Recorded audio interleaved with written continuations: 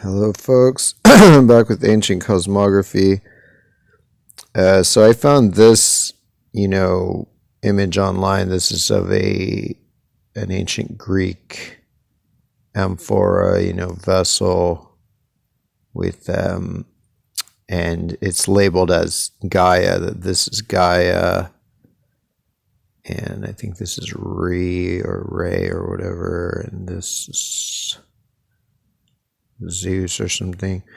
But anyway, so I noticed that Gaia is shaped like Afro-Eurasia to a large extent. That this weird thing coming out here, I guess her titties or something, are basically look like Southern Africa. So, so that's why I suspected that maybe Gaia, because we're always told that Gaia means the Earth. Hence, geology, geography, it all stems from that root etymology, I believe.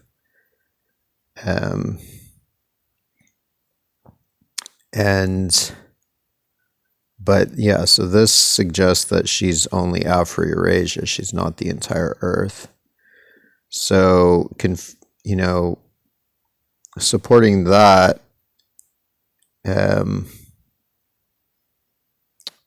this is an article about Greek mythology by Avi Kapach or whatever. Overview. Murky Tartarus was one of the first entities to come into existence, together with Chaos, Gaia, and Eros. So Tartarus is basically the underworld. And, sometimes the underworld is divided between like Tartarus and Erebus, or Tartarus and Hades. But often Tartarus just refers to the whole place. Or Hades can refer to the whole place as well, I believe. But yeah, so this suggests that, it just bolsters this idea that Gaia is not the Earth. Gaia is simply this side of the planet, and the other side of the planet is Tartarus. And, because the underworld tradition is clearly antipodal, it's referring to the land on the other side of the planet, as is clear from the fact that people always sailed across the Western Ocean to reach it. And it was always referred to as the land of the midnight sun. So, let's see. Sorry. All right, so my voice will just be gnarly as it is, but so representing the deepest part of the underworld. So this is located far below even Hades, but that's only I think there's only one actual thing that says that. So that could be true. There could be truth to this, but the fact that countless ancient sources just use Hades and Tartarus interchangeably has to be respected, because ancient usage. You can't just take one example against dozens of examples. And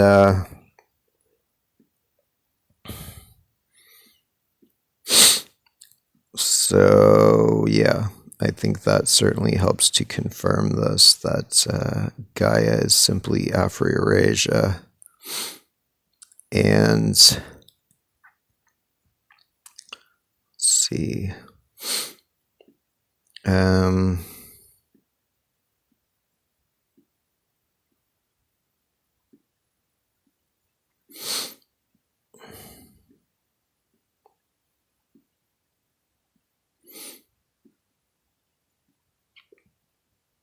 All right, so here's this thing I was showing before about Lycaon or whatever. Lycaon is Greek as well. And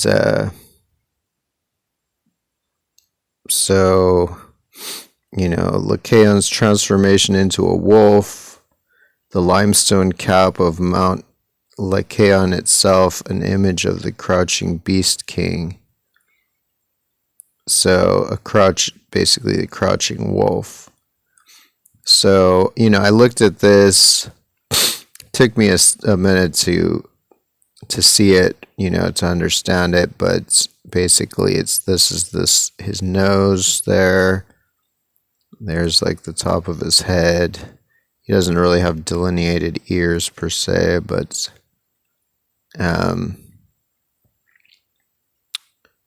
and I think this is supposed to be him being zapped by Zeus on the head, but I'm not totally sure. And then, this would be like one paw and another paw, and then a back foot and the hind legs, and then the tail coming over here, and the kind of butt over here, and waist or midsection. So, I don't know. If you can't see it, then yeah.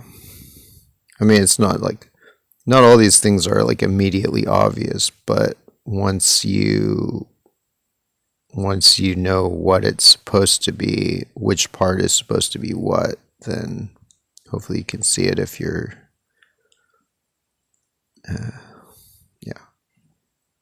So it just shows like a similar type of system to like what seems to be this Celtic system of like there's this Celtic story that seems to describe Iceland, and it's talking about the tree with a stag at the foot of the tree, and a man in the top of the tree with a bird on his one shoulder, and a vessel in his other hand with water in it, and an apple.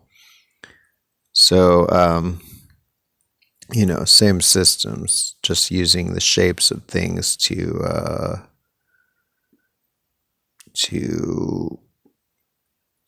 give analogies.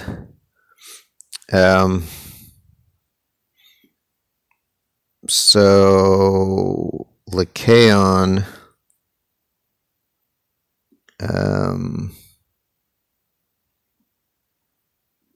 Lycaon was an early king of Arcadia.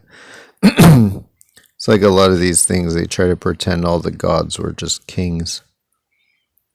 Who lived in the time before the great deluge. He sought to test the divinity of Zeus by serving the god a slaughtered child, either his son Nectimos, his grandson Arcas, or a Molossian captive. Zeus was furious and overturned the table, destroying the 50 sons of Lycaon with lightning bolts, and transformed the king into a wolf. Okay, so hard to know what the king story is about. It could be about some earlier shapes. It's not about human beings, or it's like very little chance it has to do with human beings, but it's mythology. In the chronology of myth, Lycaon was a contemporary of Deucalion, king of Thessalia. So yeah, they're trying to pretend he was a real dude. It's just like the Finn McCool stories where they try to say he was some king that lived like in certain time and yada yada. In the chronology of myth, king of Athens, his 50 sons founded and gave their names to the towns and villages. So it's stupid, like they're his 50 sons. No, all those villages simply are his sons because he's geography and they are geography. It's not, I'm not going out on a limb with this. Some say that Nectimos was preserved by Gaia, the earth. So he is the earth. Well, so it seems that Gaia is Afro-Eurasia and he's part of Afro-Eurasia. When his brothers were struck down by the lightning bolts of Zeus, others that he was the child sacrificed by Lycaon, who was afterwards resurrected by the gods. Um, so anyway, certainly has to do with the earth. Parents Pelasgos. So I think Pelasgos might refer to that region as well. Like the Pelagians. So Lycaon, a son of Pelasgus by Meliboea, the daughter of Okeanos. So Okeanos is the ocean. So he's not a king. He's not a human. He's a terrestrial deity. And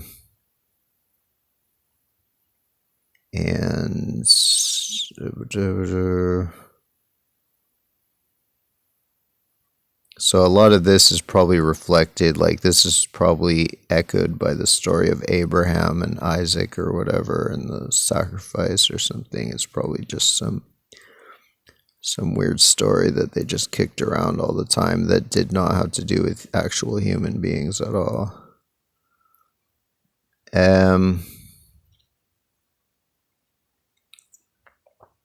Zeus pushed away, killed with lightning. So yeah, I think Zeus zapped him in the head with lightning, making that spot on the top of the mountain. That, some say that the flood, parentage and ancestry of King Lycaon. That this tribe, the Pelasgoi, were from Arcadia, sons born to the godlike Lycaon, whom Pelasgos once begot. Pelasgos, who said, somebody says, Greek writer says, was a son of Zeus and Niobe, as we have supposed, but Hesiod declares him to have been a son of the soil. So the soil, that's the earth. You know, this is what these gods are actually. They're just earth, parts of the earth. He had a son Lycaon by Meliboea, daughter of Okeanos, the ocean, or as others say, yada yada, 50 wives and sons. So like, yeah, this just shows again explicitly that he's an earth